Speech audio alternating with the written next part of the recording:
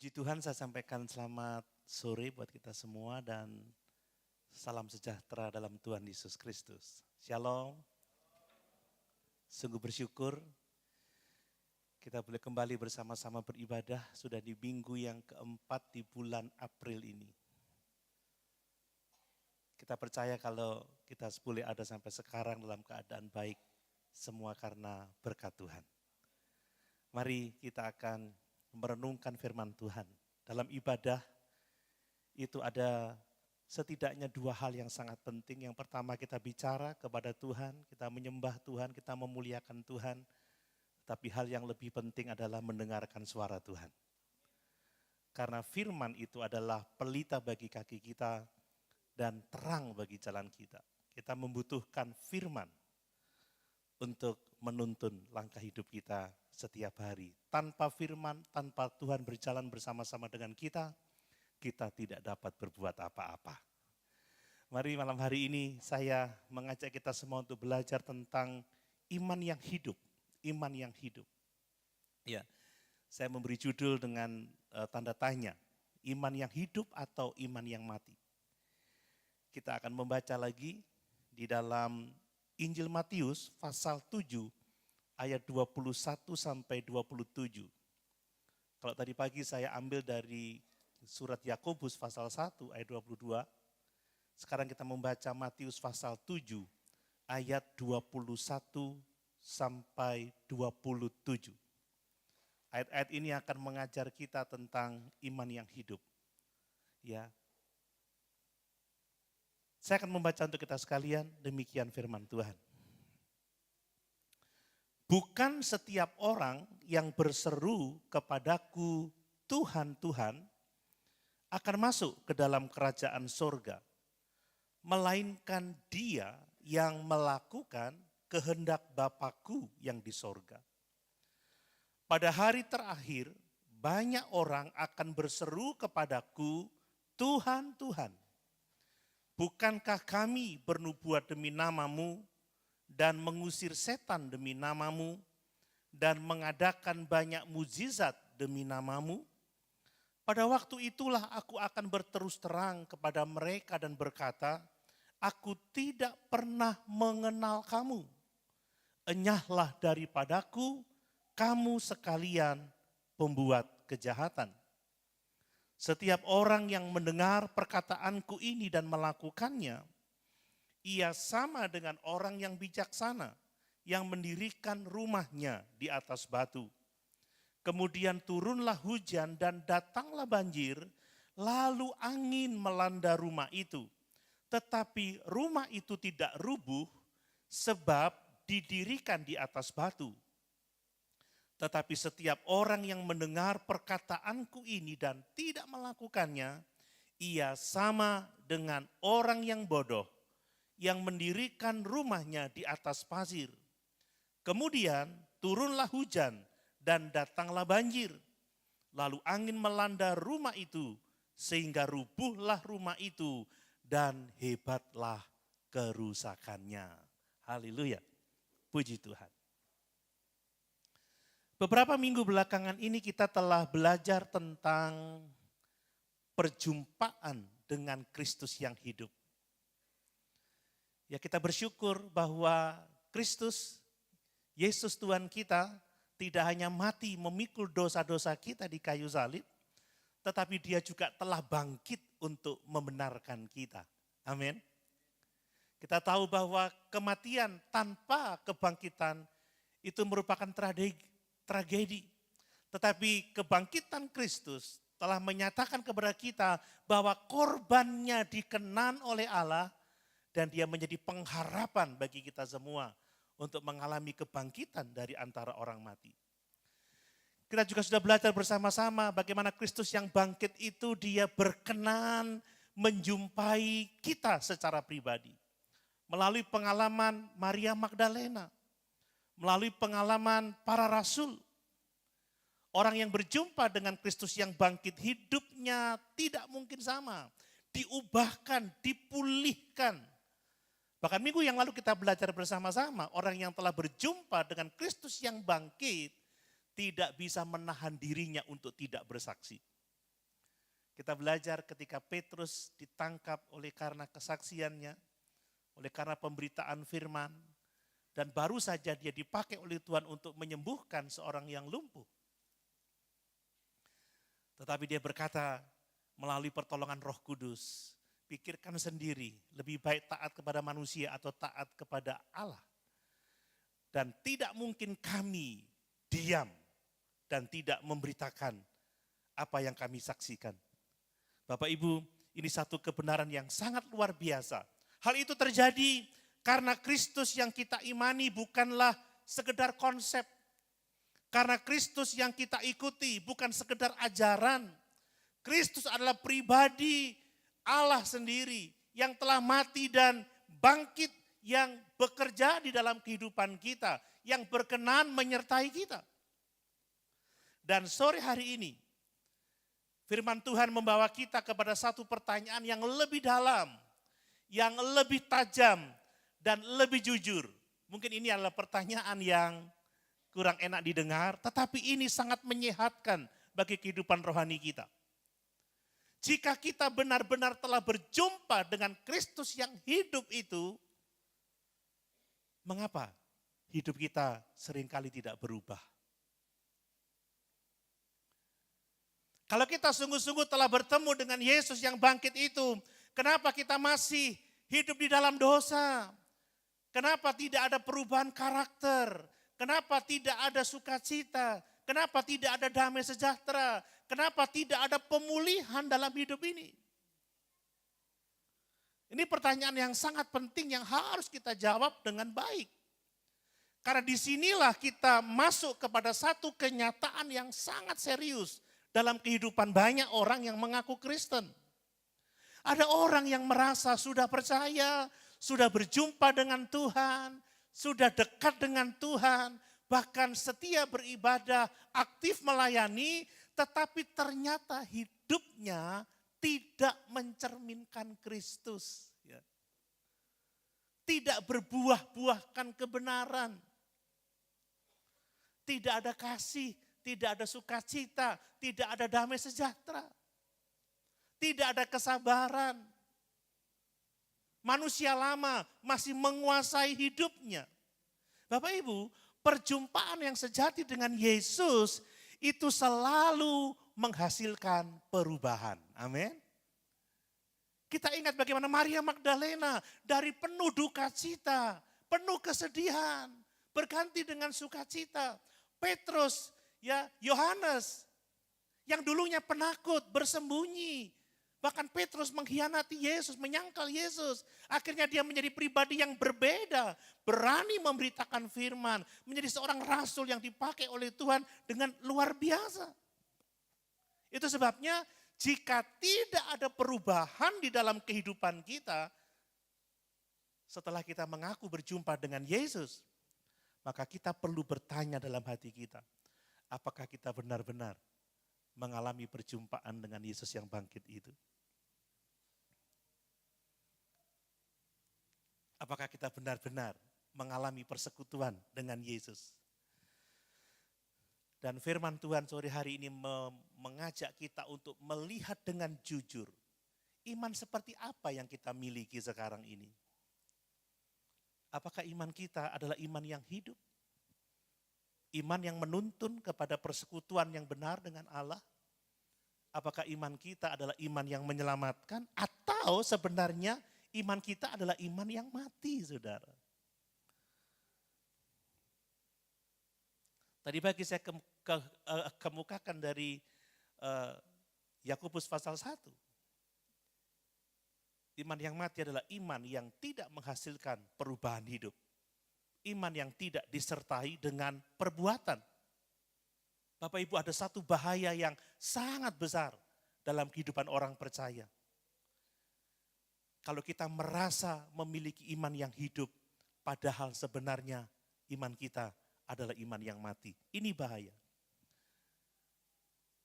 Mari kita mau memastikan bahwa iman kita adalah iman yang hidup. Amin. Iman yang menyelamatkan. Mari kita melalui firman Tuhan ini, mau lebih lagi introspeksi diri. Dan mengalami kekristenan yang sejati.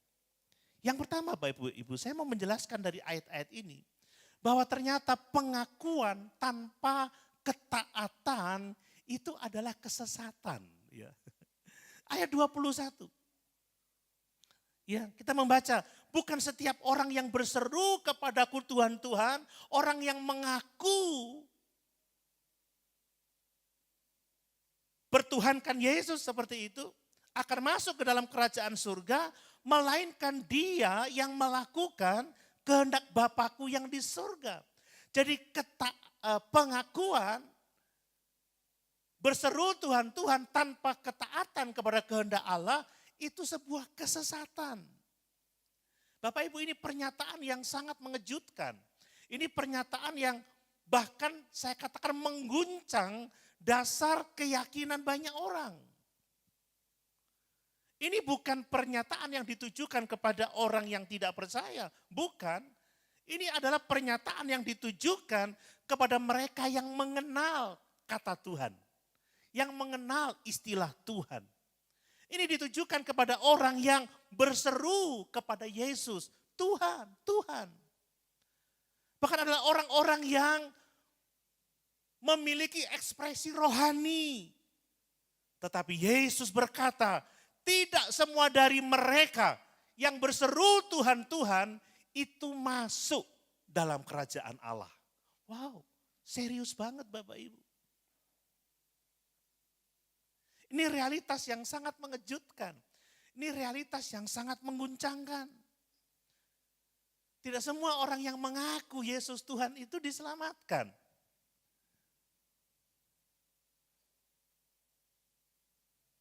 Ini adalah salah satu peringatan yang perlu kita perhatikan. Karena paling serius dalam Injil. Tidak semua orang yang berseru Tuhan, Tuhan itu masuk di dalam kerajaan Allah. Artinya Bapak Ibu, ada orang, maaf, yang kelihatan Kristen. Ada orang yang aktif mengikuti kegiatan-kegiatan keagamaan Kristen. Ada orang yang mengaku Yesus sebagai Tuhan, tetapi sebenarnya tidak hidup di dalam keselamatan yang sejati. Ini menunjukkan kepada kita satu kebenaran yang sangat penting. Pengakuan iman itu tidak selalu sama dengan iman yang sejati. Mengaku Yesus Tuhan itu tidak sama dengan orang yang menjadikan Yesus sebagai Tuhan dalam hidupnya. Enggak sama. Berseru Tuhan, Tuhan tidak sama dengan menundukkan diri pada otoritas Tuhan. Ini yang harus kita perhatikan. Perhatikan kata Tuhan, Tuhan. Bapak Ibu, ungkapan Tuhan, Tuhan ini sebenarnya menunjukkan kepada pengakuan yang sifatnya pribadi. Ya, bukan setiap orang yang berseru Tuhan, Tuhan. Ini adalah ekspresi yang penuh dengan semangat. Tuhan, Tuhan, kan begitu ya.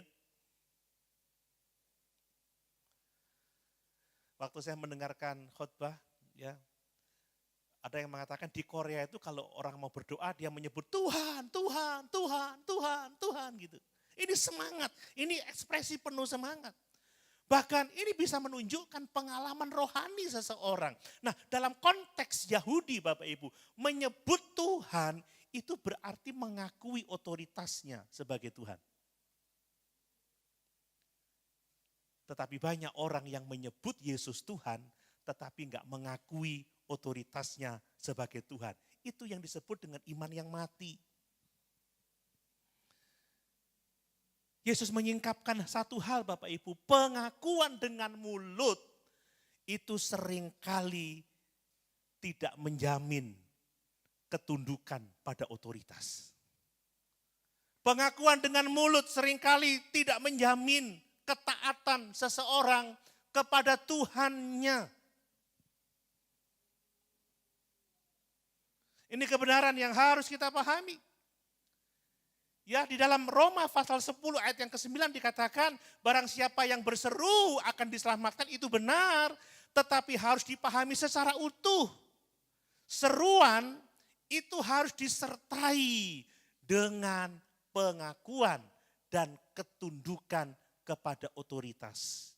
Kalau kita berseru Yesus Tuhan, tetapi kita enggak tunduk pada otoritasnya, kita enggak mau mentaati kehendaknya, itu sama saja kita menipu diri sendiri. Bapak Ibu, ada standar yang ditetapkan oleh Allah untuk setiap orang yang ingin masuk kerajaan surga, yaitu mereka yang melakukan kehendak Bapakku. Tidak berarti bahwa keselamatan itu adalah hasil dari usaha kita, pekerjaan baik kita. Tetapi orang yang melakukan kehendak Tuhan, bukti bahwa dia memiliki relasi dengan Tuhan. Amin. Masuk dalam kerajaan Allah bukan ditentukan oleh apa yang kita katakan. Tidak ditentukan oleh apa yang kita serukan. Tidak ditentukan oleh apa yang kita klaim. Tidak ditentukan oleh apa yang kita tampilkan Bapak Ibu. Tetapi masuk dalam kerajaan surga itu ditentukan oleh ketaatan kita kepada kehendak Allah. Amin. Amin. Orang bisa berkata, Tuhan, Tuhan semangat, aku mengaku Engkau Tuhan. Tetapi kalau dia tidak taat, tidak menerima otoritasnya, tidak tunduk pada firman, tidak melakukan kehendak Allah, maka pengakuannya tidak ada artinya.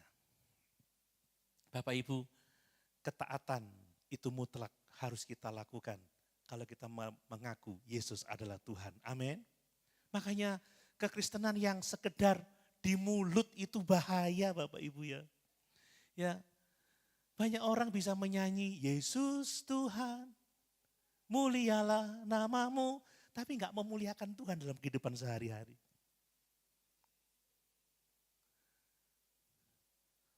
Orang bisa aktif melayani, berkhotbah, tetapi hidup kesehariannya tidak mencerminkan pertobatan. Orang bisa memiliki jabatan secara rohani, pendeta mungkin kan begitu, mungkin pengurus sinode, tapi kalau tidak ada ketundukan, tidak mencerminkan Kristus, itu pun juga sia-sia. Sayang kalau orang memahami iman secara dangkal. Iman itu dianggap hanya sekedar percaya secara intelektual. Iman hanya dianggap sebagai pengalaman emosional saja. Iman hanya dianggap sebagai aktivitas keagamaan. Pokoknya aku ke gereja, duduk dengar firman, ikut nyanyi, memberi persembahan, selesai. Oh enggak saudara. Yesus menuntut ketaatan kita. Amin. Yesus menuntut kita tunduk pada otoritasnya. Iman yang sejati, pengakuan yang sejati, itu seharusnya menghasilkan ketaatan, ketundukan kepada otoritas. Mari Bapak Ibu, kita mau benar-benar memikirkan dengan sungguh-sungguh. Bertanya dengan jujur dalam kehidupan kita masing-masing. Apakah kita hanya mengaku Yesus sebagai Tuhan, ataukah kita sungguh-sungguh hidup di bawah otoritasnya?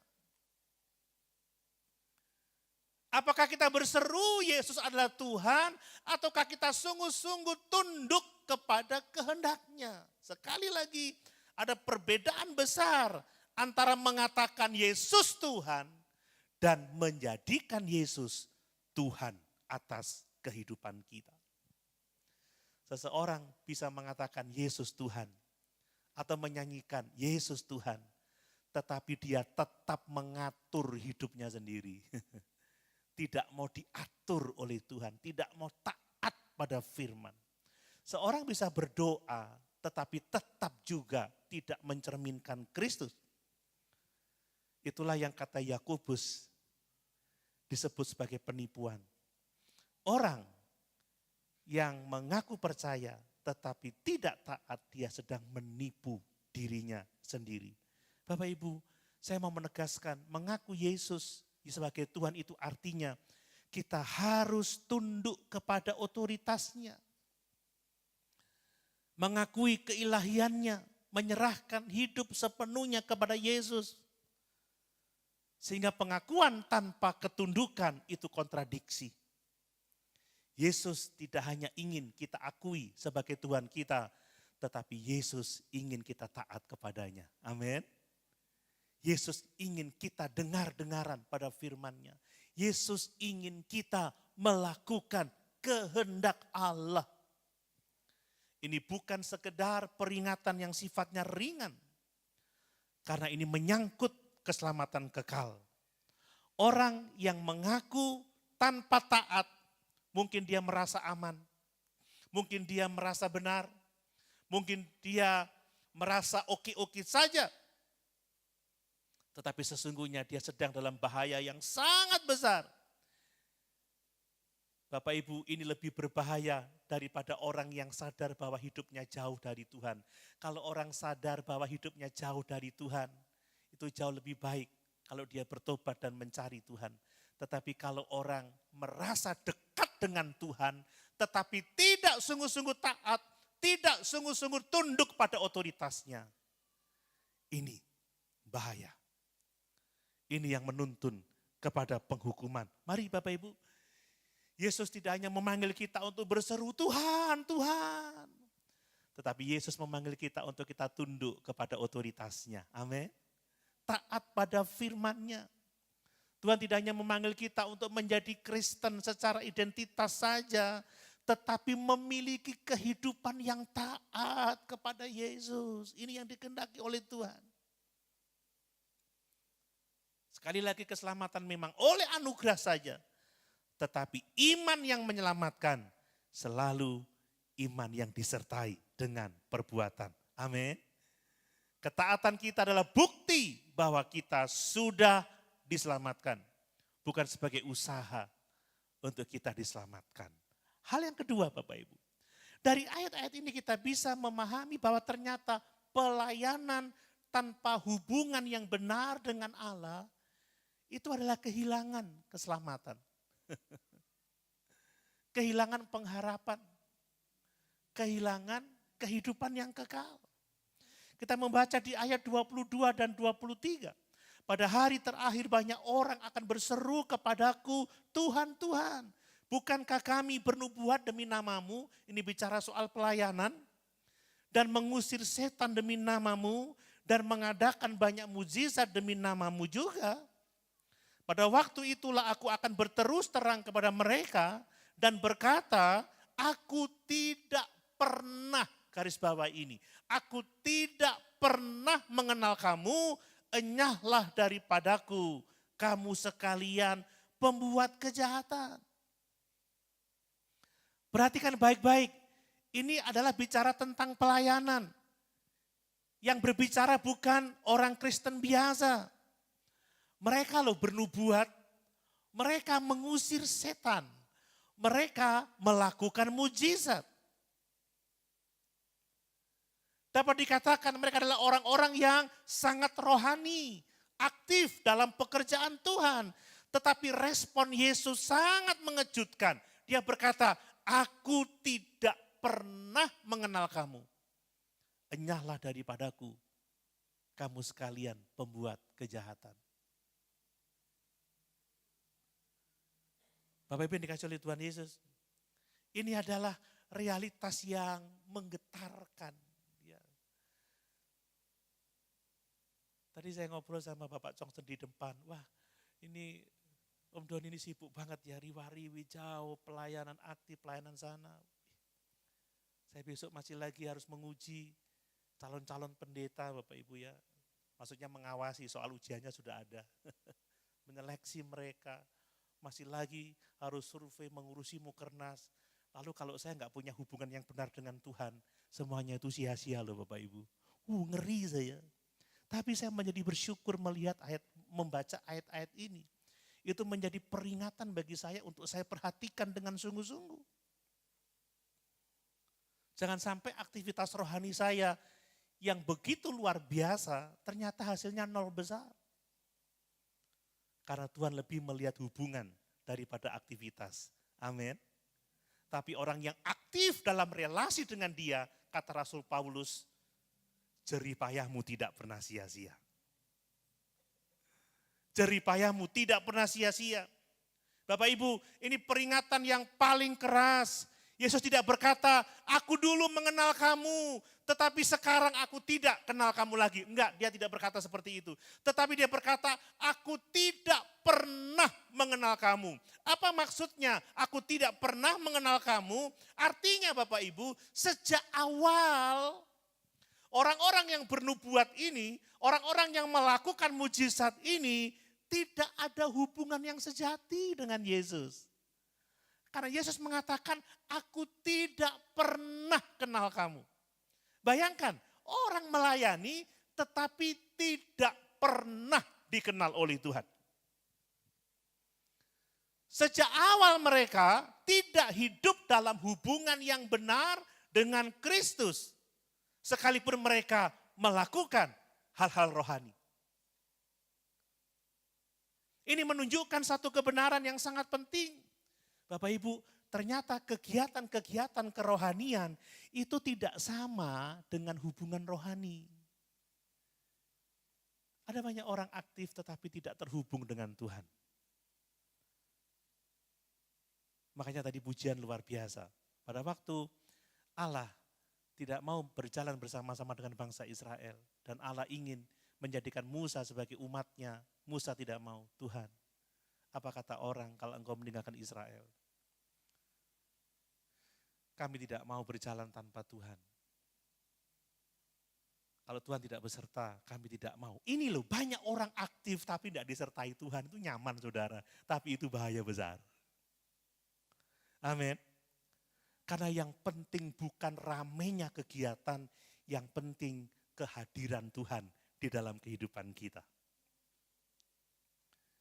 Ya, sore ini tidak seperti biasanya, lebih sedikit karena mungkin hujan dan lain sebagainya. Tapi Bapak Ibu, ibadah ini tidak bermakna karena seberapa besar jumlah kita. Kebaktian ini bermakna karena kita tahu Yesus ada bersama-sama dengan kita. Amin. Dialah pusat penyembahan kita, dialah yang kita agungkan, dialah yang kita muliakan. Makanya saudara, hati-hati. Melayani tanpa hubungan yang benar dengan Tuhan itu berbahaya. Orang-orang yang dicatat, yang dikatakan oleh Tuhan Yesus di sini, mereka melakukan pelayanan dalam nama Yesus. Tetapi masalahnya bukan apa yang mereka lakukan, melainkan mereka tidak punya hubungan yang benar dengan Tuhan. Saudara, menyembuhkan orang itu baik. Bernubuat itu baik. Bersaksi itu baik. Tetapi kalau kita tidak punya hubungan yang benar dengan Tuhan, maka semua yang kita lakukan itu menjadi sia-sia. Makanya malam hari ini Bapak Ibu, Allah mau mengingatkan kita. Yang terutama bagi pengiringan kita adalah miliki relasi yang benar dengan Tuhan. Dalam konteks kisah ini, bukanlah Yesus tidak mengenal pelayanan orang-orang itu. Tetapi masalahnya Yesus tidak mengenal mereka.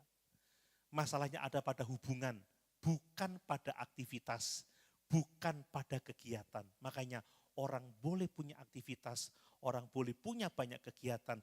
Tapi kalau tidak terhubung dengan Tuhan, maka semuanya itu sia-sia. Amin. Nah, lalu apa artinya sih hidup yang dikenal oleh Kristus itu? Dalam Alkitab kata mengenal itu bukan sekedar pengetahuan intelektual ya Bapak Ibu Saudara. Kata mengenal itu menunjuk kepada hubungan pribadi. Kata mengenal ini bicara tentang kedekatan, tentang intimasi. Mengenal ini berbicara tentang persekutuan yang hidup. Seperti dalam Yohanes pasal 10 ayat yang ke-14. Yesus berkata, aku mengenal domba-dombaku dan domba-dombaku mengenal aku. Domba-dombaku mengenal suaraku. Ini hubungan yang sangat intim. Ini pribadi. Ini hubungan yang real. Ini terus-menerus setiap hari. Domba itu selalu dekat dengan gembala. Karena gembala itu menggembalakan domba-domba. Menggembalakan dengan suaranya. Sehingga ketika Yesus berkata, aku tidak pernah mengenal kamu, itu berarti bahwa orang-orang yang melayani itu tidak pernah memiliki hubungan yang sejati dengan Tuhan. Bapak Ibu, ini juga berbicara mengenai pelayanan tanpa karakter. Ya, orang kadang dikaruniai pelayanan tetapi tidak punya karakter, ya, tidak ada perubahan hidup, itu ngeri. Seseorang bisa loh dipakai oleh Tuhan, mengalami manifestasi kuasa, misalkan seperti itu ya. Bahkan menjadi alat bagi pekerjaan Tuhan. Tetapi secara pribadi, bisa saja orang itu tidak hidup dalam ketaatan. Ada banyak contoh, Yudas Iskariot. Yudas Iskariot ikut melayani. Dia menjadi salah satu bagian dari murid Yesus. Tetapi Yudas Iskariot tidak punya hubungan yang benar dengan Yesus. Yudas Iskariot tidak hidup dalam kebenaran. Dan banyak orang di dalam perjanjian lama, bahkan beberapa dalam perjanjian baru yang menjadi contoh bagi kita. Bahwa tidak semua orang yang melayani itu hidup benar di hadapan Tuhan. Demas, kata Paulus, akhirnya mencintai dunia ini dan meninggalkan Yesus. Ini realitas yang menjadi peringatan bagi kita. Khususnya bagi para pelayan, bagi saya terutama. Jangan sampai saya melayani begitu semangat, begitu giat.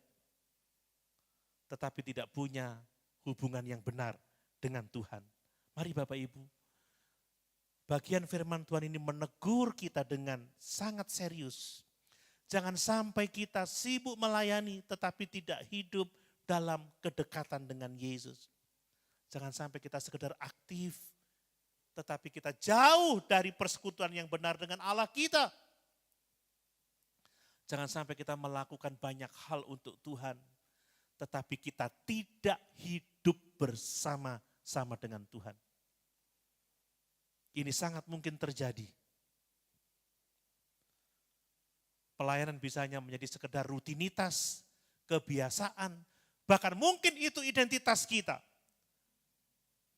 Tetapi banyak orang juga yang tidak memiliki relasi yang benar dengan Kristus. Lalu apa yang menjadi ciri, yang menjadi tanda atau indikator bahwa kita ini memiliki hubungan yang sejati dengan Kristus? Bagaimana kita bisa mengetahui kalau seseorang itu memiliki hubungan yang sejati dengan Kristus? Bukan dari seberapa besar pelayanannya, bukan dari seberapa aktifnya dia, tetapi dari seberapa dia taat kepada setiap firman Tuhan. Amin. Dari seberapa besar kerinduannya akan firman Tuhan. Seberapa dia intim dengan Tuhan melalui doa. Seberapa dia peka terhadap dosa. Bagaimana pertumbuhan karakternya. Itulah Bapak Ibu ya. Jangan sampai aktif. Tapi karakternya tidak berubah. Tidak mencerminkan Kristus.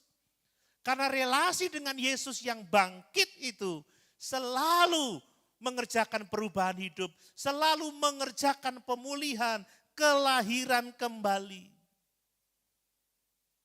Dan kalau kita tidak mengalami itu Bapak Ibu ya, ada satu kata-kata yang menakutkan. Aku tidak mengenal kamu, hai kamu sekalian pembuat kejahatan.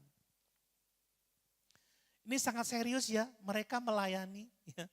Mereka bernubuat, mereka melakukan banyak mujizat, tetapi hidup mereka tidak sesuai dengan kehendak Allah.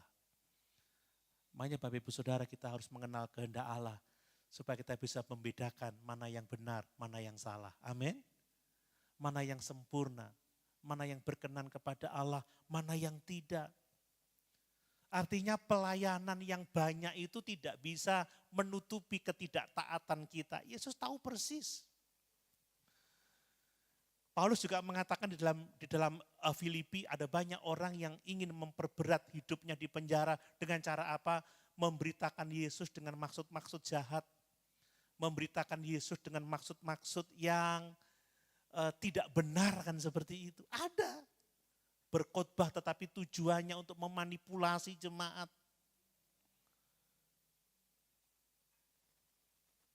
Ini hati-hati. Ketaatan jauh lebih penting daripada kesibukan kita. Amin. Tetapi orang yang taat, dia juga pasti akan sibuk melayani Tuhan. Amin. Ya, sibuk melayani Tuhan di dalam ketaatan. Itu sebabnya di hadapan Tuhan, itu yang penting bukan apa yang kita lakukan, tetapi bagaimana kita menjalani hidup di dalam persekutuan dengan Tuhan. Itu menjadi sangat penting. Itu sebabnya mari kita bersama-sama bertanya dalam hati kita masing-masing. Apakah saya hanya melayani atau saya sungguh-sungguh memiliki hubungan yang sejati dengan Tuhan? Apakah saya hanya sekedar aktif tetapi tidak memiliki relasi dengan Yesus? Mari ini menjadi satu teguran yang keras bagi kita. Karena ada perbedaan antara melakukan pekerjaan Tuhan dan hidup bersama-sama dengan Tuhan. Melayani bersama-sama dengan Tuhan. Amin. Berjalan bersama-sama dengan Tuhan. Mari kita sungguh-sungguh menyanyi, kalau engkau tidak bersamaku, aku tidak mau berjalan. Kalau engkau tidak besertaku, aku tidak akan melakukan ini, tidak melakukan itu. Hanya bersama dengan Tuhan, kita akan mengalami pelayanan yang diberkati oleh Tuhan. Amin. Yang ketiga Bapak Ibu, iman yang hidup itu dibuktikan dalam ketaatan. Ya, saya membaca di dalam ayat 24 dan 25 lagi, perhatikan. Setiap orang yang mendengar perkataanku ini dan melakukannya, ia sama dengan orang yang bijaksana yang mendirikan rumahnya di atas batu. Kemudian turunlah hujan dan datanglah banjir. Lalu angin melanda rumah itu, tetapi rumah itu tidak rubuh sebab didirikan di atas batu. Di sini Yesus tidak lagi berbicara tentang iman dalam pengertian teori, tetapi Yesus di sini berbicara tentang dasar dari kehidupan kita orang percaya. Berbicara tentang fondasi kehidupan kita. Ternyata iman yang sejati itu selalu dimulai dari mendengar firman. Makanya Bapak Ibu, bagian terbaik dalam setiap ibadah adalah kalau kita mendengarkan firman Tuhan. Amin.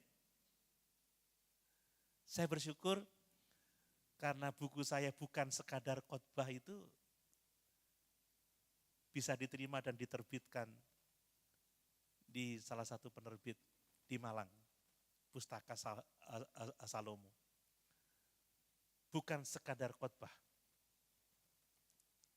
Saudara, kalau kita hanya menginginkan khotbah-khotbah simpel, khotbah-khotbah praktis, khotbah-khotbah motivasional, tapi kita enggak mau mendengar firman, maka kita tidak sungguh-sungguh diberkati oleh Tuhan. Amin. Karena iman yang sejati itu selalu dimulai dari mendengar firman Bapak Ibu.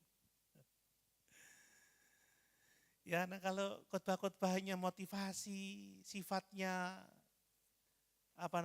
psikologi, membangun diri, self development, ya, tidak mengajarkan kebenaran, itu bahaya. Yesus berkata apa? Setiap orang yang mendengar perkataanku ini, perhatikan. Makanya pastikan saudara suka mendengarkan firman Tuhan. Amin. Makanya di dalam Mazmur dikatakan berbahagialah orang yang kesukaannya ialah firman Tuhan. Karena iman yang sejati selalu dimulai dari mendengar firman. Bapak Ibu, iman tidak lahir dari perasaan. Iman tidak lahir dari pengalaman. Iman tidak lahir dari tradisi. Tapi iman lahir dari pendengaran akan firman Kristus. Coba Roma 10 ayat 17, saya ingin membaca ayat ini. Supaya kita diteguhkan oleh kebenaran. Roma pasal 10 ayat yang ke-17. Jadi iman timbul dari pendengaran dan pendengaran oleh firman Kristus. Jadi hidup Kristen itu selalu dimulai dari mendengarkan firman. Lalu apa? Menerima firman. Dan pada akhirnya melakukan firman. Amin. Ya, iman itu selalu berlanjut kepada ketaatan. Yesus berkata, barang siapa mendengar perkataanku ini dan melakukannya. Inilah perbedaan mendasar antara iman yang hidup dan iman yang mati. Banyak orang mendengar firman, banyak orang memahami firman, banyak orang bisa menjelaskan firman. Tetapi banyak orang juga yang tidak melakukan firman.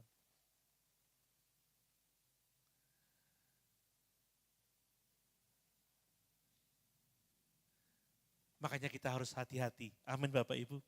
Kita harus waspada.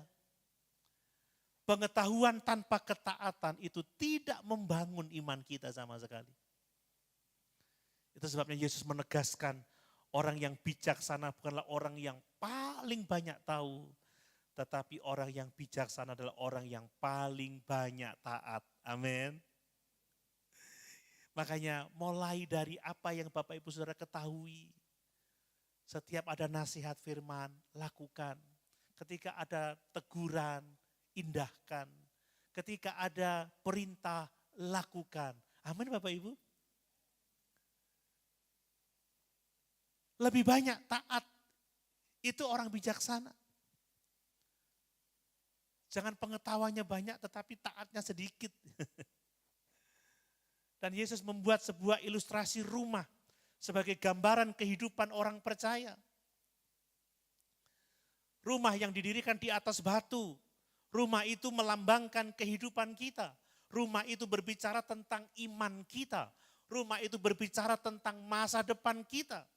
Dan setiap orang yang membangun rumah kehidupannya di atas dasar ketaatan pada firman, maka itu adalah rumah yang kokoh. Amin Bapak Ibu. Rumah yang tidak akan hancur oleh karena badai kehidupan. Karena batu firman Kristus itu menjadi fondasinya. Ya, Alkitab mengatakan kepada kita batu itu menunjuk kepada Yesus. Ya, dialah dasar. Ya, firman-Nya sebagai dasar kehidupan kita. Artinya hidup yang dibangun di atas batu adalah hidup yang berakar di dalam firman. Hidup yang tunduk kepada kehendak Kristus. Hidup yang dinyatakan dalam ketaatan kepada Kristus. Dan ketaatan kepada firman adalah fondasi kehidupan yang kokoh. Karena Bapak Ibu saya mau mengatakan ujian itu pasti datang. Dikatakan ada hujan, ada banjir, ada angin di sana. Ini berbicara tentang realitas hidup. Ada masalah yang kita hadapi. Ada tekanan-tekanan dalam hidup ini. Ada penderitaan-penderitaan. Ada pencobaan. Tidak ada seorang pun yang bebas dari badai. Karena Yesus berkata seperti ini. Ketika badai datang, perhatikan itu ya.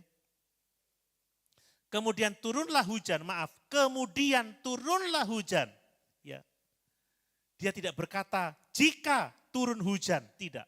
Tetapi kemudian ya turunlah hujan, datanglah badai. Ini menunjukkan bahwa ujian itu pasti datang dalam kehidupan setiap orang percaya. Dan bagaimana kita membangun rumah kehidupan kita, membangun iman kita akan terlihat saat ujian itu datang. Apa yang membedakan kehidupan kita di hadapan Tuhan bukan yang tampak di luar Bapak Ibu ya. Bukan penampilan eksternal kita, bukan aktivitas kita, bukan seruan kita. Tetapi yang membedakan kita di hadapan Tuhan adalah ketaatan kita kepadanya. Amin. Ketundukan kita kepada otoritas Yesus. Orang yang taat rumahnya tidak roboh. Sebab didirikan di atas dasar batu karang yang teguh. Itulah Yesus Kristus.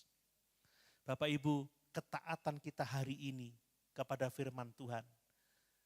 Itu akan menentukan apakah kita akan kokoh di masa yang akan datang. Makanya bangun hidupmu dari ketaatan menuju kepada ketaatan. Amin. dari hal-hal kecil yang kita pahami dari firman Tuhan, lakukan dengan setia. Berdoalah kepada Roh Kudus, mintalah Roh Kudus untuk menolong kita, untuk menguatkan kita. Roh Kudus yang menolong kita memahami firman. Roh Kudus yang menginsafkan kita saat kita salah. Roh Kudus yang memberikan kepada kita kuasa untuk hidup benar. Pastikan bahwa rumah rohani kita, kehidupan kita, iman kita dibangun di atas dasar firman Tuhan. Amin. Karena kalau tidak demikian, kita tidak akan kuat saat ujian datang, saat badai datang. Bapak Ibu, orang-orang yang membangun hidupnya di atas dasar kebenaran firman Tuhan, orang-orang itu akan taat dalam hal-hal yang sederhana. Ya. Yang pertama tentang kejujuran Bapak Ibu ya. Tetap jujur walaupun hidup ini sulit kan begitu ya. Tetap mengampuni sekalipun sakit kan seperti itu ya. Ya, tetap setia walaupun tidak dilihat. Hidup kudus di tengah-tengah dunia yang kompromi. Ya, beberapa hari yang lalu kami sarapan di Salatiga, sarapan soto seger, Saudara. Ya, jadi di situ tuh ada banyak cemilannya, ada tempe goreng, tahu goreng. Saya ngambil 3 cemilan Saudara, sesuai dengan perut saya. Ada tahu, ada tempe, kemudian saya ngambil ada sayur goreng. Wah, kelihatan enak nih. Kalau sotonya kecil, porsi kecil. Nah, selesai makan saya ke warung sebelah, saya belikan natan karena kan nggak mungkin beli yang kuah gitu, saya belikan di kayak warteg begitu. Selesai kok sudah dihitung, Pak, 100 sekian. Oke, saya bayar. Kami kembali ke mobil. Terus saya tanya, tadi yang aku makan, yang 3 itu sudah dihitung. Apa itu? Tahu, tempe, sama sayur goreng. Belum. Puji Tuhan. Haleluya. Rezeki. Enggak, Saudara. Saya tanya lagi, benar? Dihitung belum? Belum. Padahal gerimis, Saudara. Saya turun dari mobil, saya datang lagi. Sorry, lupa, 3 belum dihitung sama istri saya. Apa itu Pak? Tahu, tempe, sama sayur goreng. Berapa? 5.000. Bayar 5.000. Jangan gara-gara 5.000 kita tidak dikenan oleh Tuhan, Saudara. Loh, itu loh fondasi. Lagi dipikir-pikir, alah 5.000. Tidak, Saudara. Itu ketaatan, amin. Itu ketundukan pada otoritas Tuhan. Ketaatan kecil kita setiap hari itu membangun fondasi besar dalam kehidupan kita. Contohnya mengucap syukur setiap pagi. Membaca firman setiap hari. Menyisihkan berkat untuk pekerjaan Tuhan, untuk menolong orang-orang yang membutuhkan. Memuji Tuhan, menyembah Tuhan, beribadah, melayani. Itu hal-hal kecil yang akan memperkuat kehidupan kita. Amin Bapak Ibu. Ini penting sekali. Dan iman yang hidup, iman yang disertai ketaatan pada firman akan menghasilkan kehidupan yang kuat, kehidupan yang kokoh. Yang tidak akan hancur oleh badai kehidupan dunia ini. Bapak Ibu, pada akhirnya bukan orang yang banyak mendengar yang akan kuat, yang akan bertahan. Pada akhirnya orang yang setia, taat melakukan firman, dialah yang bertahan. Amin. Yang terakhir Bapak Ibu, iman tanpa ketaatan itu akan hancur total, Saudara. Pengakuan tanpa ketaatan akan hancur total. Kita membaca di ayat yang ke-26 sampai 27, tetapi setiap orang yang mendengar perkataanku ini dan tidak melakukannya, ia sama dengan orang yang bodoh, yang mendirikan rumahnya di atas pasir, kemudian turunlah hujan dan datanglah banjir, lalu angin melanda rumah itu, sehingga rubuhlah rumah itu dan hebatlah kerusakannya. Ini bukan kerusakan kecil, tetapi roboh, hancur total Bapak Ibu. Perhatikan loh, ini bukan orang yang tidak tahu firman loh. Ini orang yang juga mendengar firman. Ini bukan orang yang tidak pernah ke gereja loh. Ini orang yang rajin ke gereja. Tetapi masalahnya satu, orang ini tidak melakukan firman. Mendengar tetapi tidak melakukan. Bapak Ibu, yang disebut kebodohan itu adalah tahu tetapi tidak taat. Ini bukan masalah intelektual, ini bukan masalah kecerdasan. Banyak orang cerdas kok, tapi kebodohan di sini adalah soal tahu tapi enggak taat, tahu tapi enggak melakukan. Makanya kata Yakobus, orang yang tahu berbuat baik tetapi tidak melakukannya, dia sudah berdosa. Jadi berdosa bukan hanya karena kita melakukan sesuatu yang salah, tidak melakukan sesuatu yang benar, yang sudah kita ketahui, itu sudah berdosa. Kalau saya tahu saya harus mengampuni, tetapi saya tetap membenci, saya sudah berdosa. Kalau saya tahu saya harus ramah, tetapi saya gak mau ramah, saya sudah berdosa. Bapak Ibu, ini adalah gambaran yang sangat jelas bagi kita, tahu firman, tahu kehendak Tuhan, tetapi tidak hidup dalam ketaatan. Dan orang yang seperti itu mendirikan rumahnya di atas pasir. Ini melambangkan kehidupan tanpa dasar firman. Ini melambangkan iman tanpa ketaatan. Pengakuan tanpa ketaatan. Ini adalah pengakuan yang tidak memiliki fondasi yang kokoh. Secara lahiriah kelihatan bagus. Mengaku Yesus Tuhan. Bisa mengangkat tangan. Hosana, hosana, kan begitu ya. Kehidupannya kelihatan baik-baik saja. Bahkan mungkin kelihatan kuat. Tetapi di dalamnya, dasarnya tidak kokoh. Ingat, Allah tidak melihat apa yang dipandang oleh manusia, tetapi Allah melihat ke dalam hati kita. Amin. Yang menentukan kekuatan hidup kita, kekuatan iman kita, bukan penampilan kita. Sekalipun orang yang kokoh itu pasti penampilannya baik, saudara. Tetapi kekokohan tidak ditentukan oleh penampilan, tetapi oleh ketaatan kepada firman. Amin. Dan orang-orang yang tidak taat, badai juga akan datang kepada mereka. Dan hal yang mengerikan, mereka hancur. Rumah itu roboh dan hebatlah kerusakannya. Kenapa kerusakannya fatal? Karena sejak awal fondasinya sudah salah. Bapak Ibu, kalau sudah fondasinya salah, kalau dari awal sudah salah, kita tinggal menunggu kehancuran saja. Mungkin akan tampak baik-baik saja, tapi itu hanya untuk sementara waktu. Tapi kalau sudah badai datang, akan terjadi keruntuhan yang luar biasa. Mari Bapak Ibu, ternyata penghakiman itu nyata.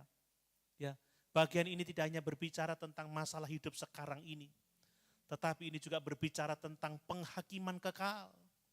Orang yang mendengar tetapi tidak taat, orang yang tidak berakar kepada Kristus, orang itu akan binasa untuk selama-lamanya. Tuhan katakan, aku tidak pernah mengenal engkau, enyahlah engkau dari hadapanku. Mari Bapak Ibu dikasihi oleh Tuhan, mungkin ada pergumulan kita hari-hari ini. Jika hari ini kita mungkin disadarkan bahwa ternyata iman kita belum nyata dalam ketaatan. Kalau mungkin ternyata hidup kita belum sungguh-sungguh dibangun di atas dasar firman, kabar baiknya adalah masih ada kesempatan untuk kita membangunnya kembali. Amin. Tuhan tidak menolak orang yang mau bertobat. Tuhan tidak menolak orang yang mau berubah.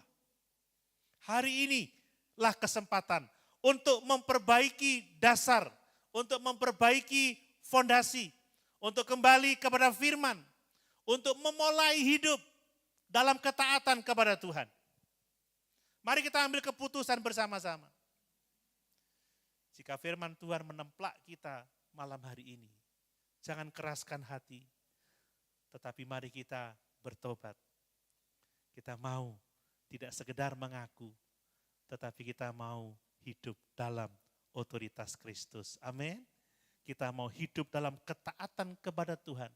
Sebab pada akhirnya yang penting bukan seberapa banyak yang kita ketahui, tetapi apakah kita mau sungguh-sungguh taat kepada Tuhan.